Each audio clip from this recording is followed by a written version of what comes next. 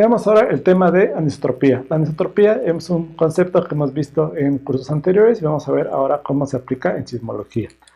Si ustedes asisten a una reunión científica que hable sobre anisotropía, posiblemente vean esta animación múltiples veces que me permite entender este concepto. Cuando una onda polarizada pasa a través de un medio con anisotropía, esta onda se va a dividir y parte de la onda va a viajar a alta velocidad y otra parte va a viajar a baja velocidad. Como ven en este caso, la onda en color azul viaja más rápido que la onda en color rojo. Vamos a ver en qué partes de la Tierra vemos este efecto con mayor intensidad. En general existen tres zonas en el interior de la Tierra. La primera de ellas es el manto superior, donde tenemos una combinación de un alto contenido de cristales de olivino y de formación. También lo observamos en la capa de doble prima, que es la capa de transición entre el manto inferior y el núcleo externo, y por último en el núcleo interno. ¿A qué se debe la anisotropía? En general se debe a dos factores dominantes. El primero se conoce, por decirlas en inglés, como SPO o Shape Preferred Orientation, y el otro mecanismo es el LPO o Lattice Preferred Orientation. El primero de ellos, SPO, se da cuando tenemos diferentes capas apiladas y estas capas me van a dar el efecto de anisotropía, y el segundo efecto se da por la orientación de cristales, como vamos a ver a continuación. En general, la anisotropía me permite conocer algo que es bastante importante, que es la dirección del flujo en el manto. Sin embargo, diversos estudios muestran resultados que no siempre son los esperados.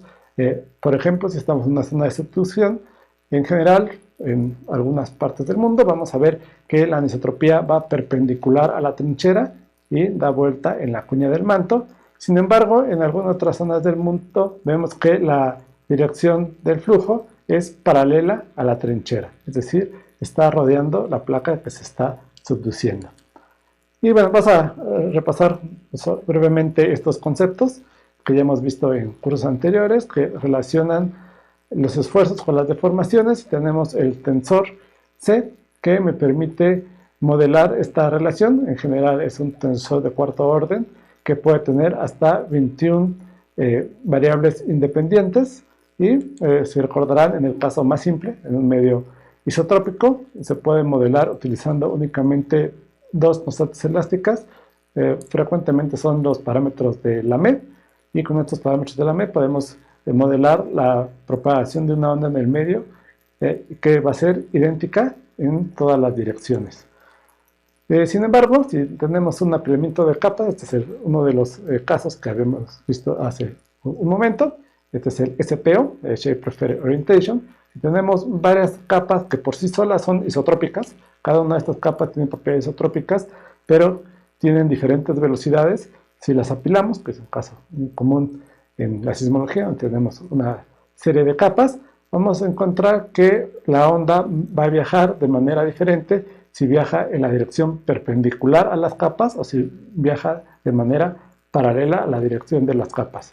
Y se puede modelar a través de 5 constantes elásticas que podemos calcular de esta forma, como ustedes lo ven en pantalla. El otro tipo de anisotropía es la anisotropía azimutal, en el que podemos modelar la variación de la velocidad en función del ángulo teta.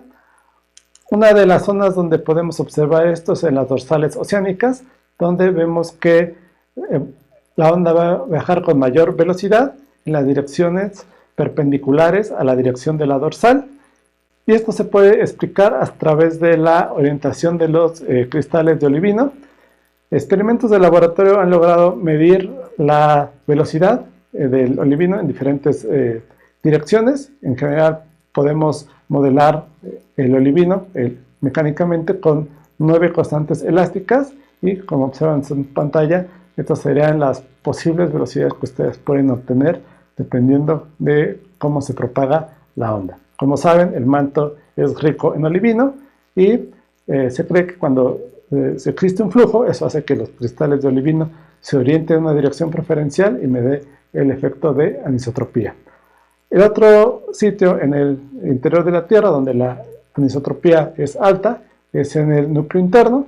Ustedes saben que el núcleo interno está formado principalmente de hierro y níquel, más un 10% de un material que aún no se conoce con exactitud. Sin embargo, se ha observado que cuando las ondas sísmicas se propagan en la dirección paralela al eje de rotación, la velocidad es ligeramente mayor. Veamos ahora cómo podemos analizar la anisotropía en el manto. Regularmente se utiliza la onda SKS. La onda SKS es una onda polarizada debido a que cuando la onda S atraviesa el núcleo externo, debido a que el núcleo externo no puede soportar ondas S, se va a propagar como una onda P, y cuando sale de regreso hacia la superficie va a salir como una onda S polarizada que únicamente o teóricamente tendría componente únicamente radial, no tendría componente tangencial. Sin embargo, cuando analizamos los datos vemos que sí tiene una componente tangencial, y la causa de que tenga una componente tangencial es la anisotropía del manto. Entonces tendremos que seguir el siguiente procedimiento. Como ven, en la primer panel tenemos la onda SKS en su componente radial y su componente tangencial. Como ven, tiene un movimiento de partícula casi circular, no es el que esperaríamos. Nosotros esperaríamos que la componente transversal fuera casi cero. Sin embargo, cuando la orientamos hacia la dirección de mayor velocidad, entonces vamos a empezar a empalmar estas dos ondas. Vean que ya son muy similares entre sí, aunque todavía el movimiento de la partícula no es el que esperaríamos. Posteriormente, lo que va a hacer va a ser un desfase, porque sabemos que una de ellas está viajando más rápido que la otra y las vamos a empalmar.